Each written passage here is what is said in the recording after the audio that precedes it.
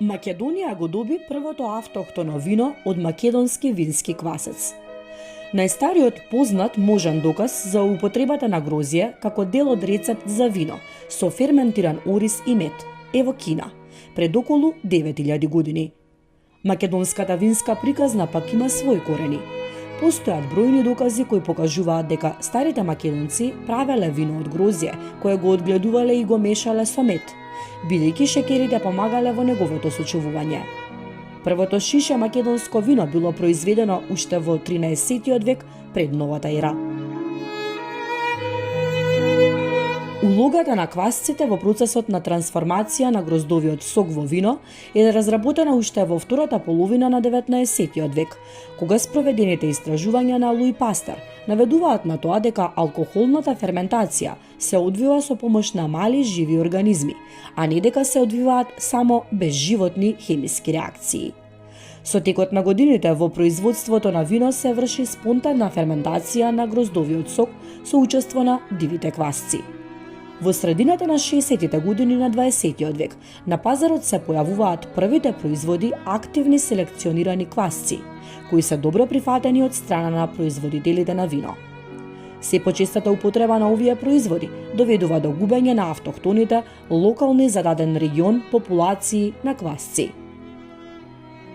Истражувачкиот центар за примената микробиологија и биотехнологија доктор Кунгуловски неодамна направи пресврт во македонската винска историја и култура.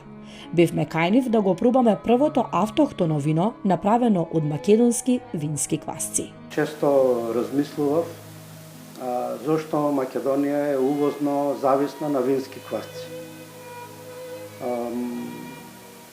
Во Македонија виното се произведува од античко време до ден денес.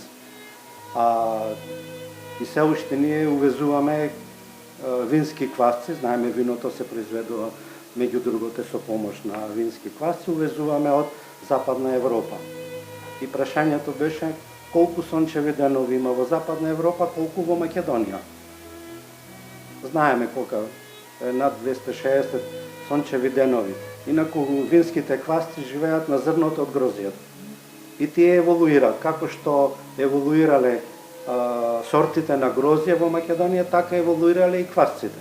Идејата беше зошто, ако ние издвоиме квасци од нашите лозја во нашата држава, кои се илјадници години адаптирани на наши услови, би требало да добиеме поквалитетно вино, него оние увозни квасци кои биле култивирани, односно биле растени на грозје кое расте на 100-150 сончеви денови. И таа идеја одамна тлееше кај нас и повторно таа идеја ја имплементиравме преку Фондот за иновации. Припремивме еден квалитетен проект пред повеќе години. Тоа се препозна како квалитетен проект и проектот беше финансиран. Тој траеше 2 години, во него вклучивме врвни енолози, професори од земјоделскиот факултет, факултетот за земјоделски науки и храна од тука, меѓународни консултанти и во текот на тие 2 години ги посетивме сите 4 вински региони во Македонија. Издвојувавме квасци од различни сорти грозје, од листови, од зрната, од коренот, од почвата и во рамките на тој период на наше пријатно изненадување издвоивме околу 320, точно 328 квасци.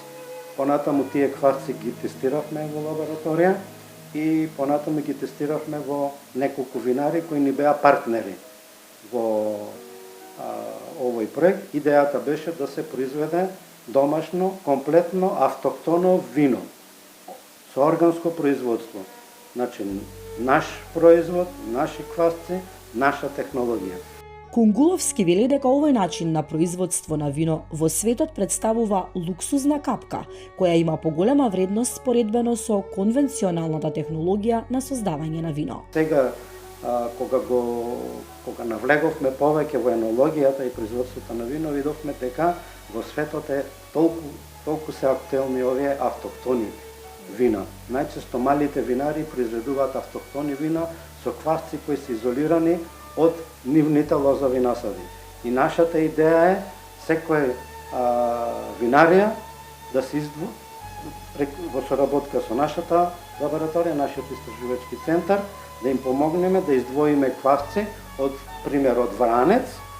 Тој квасец тука да се умноже во одреден волумен, тој да се трансформира, еден скелап да се направи во винаријата и да се произведе пример вранец со грозје од лозовите насади со вранец, со квасец од вранец. И тоа е многу актуелно и за нас и во светот. Така да тука имаме неколку вина.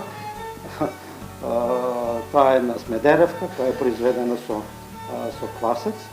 Овој квасец е изолиран од Неготинско-Кавадаречкиот вински регион, а овој од Скопскиот регион. Инаку енолозите потврдија, ова вино го произведеме веќе 3 години, се проучува и ние сме многу среќни и радосни, бидејќи енолозите викаат дека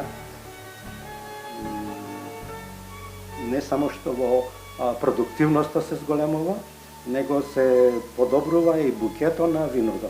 Кога ќе направиме разлика на смедеревка која е произведена со конвенционален квасец и автохтон квасец, разликата била огромна. Така да и ние во лабораторијата веќе полека стануваме како енолози. Оваа лабораторија е единствен природен приватен истражувачки центар во регионот, каде што се врши изолација на различни групи на микроорганизми и депонирање. Иако мала лабораторија, тие имаат софистицирани услови и модерна опрема, така што веќе можат да се пофалат со сопствена колекција од над 3600 микроорганизми. Во природата квасецот се формира на површината на бобинки, како што е грозјето, со оглед на местото на потеклото, сортата на грозјето и локацијата на лозјата. На секој тип квасец му е доделено свое име. Високо рефлектирачки, отпорен на топлина или отпорен на студ и отпорен на алкохол, шери. На крај ве поздравуваме со здравица од првото македонско органско автохтоно вино.